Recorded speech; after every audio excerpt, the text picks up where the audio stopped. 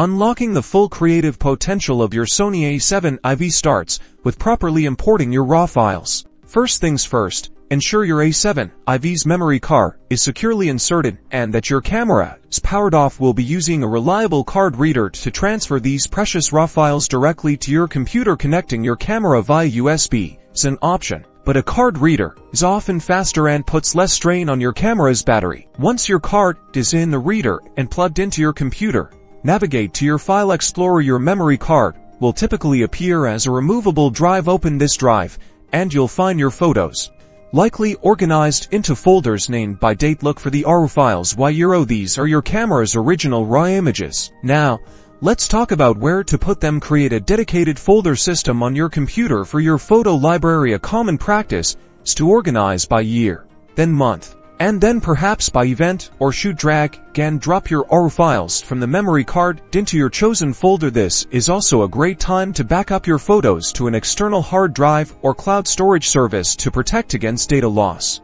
For serious editing, you'll want to import these RAW files into dedicated photo editing software. Popular choices include Adobe Lightroom Classic, Capture One, or Luminar Neo. When importing, most software offers options to rename your files and apply basic metadata like copyright information. This is crucial for good file management and ensures your images are properly identified. As you import, it's beneficial to apply an initial import preset if your software offers one. Perhaps one that applies a neutral color profile and basic noise reduction. This sets a good baseline for your editing workflow. Remember, importing RAW files is the foundation of your post-production, so take your time to ensure a smooth and organized transfer. By following these steps, you're well on your way to preserving the incredible detail and flexibility your Sony A7 IV's RAW files offer.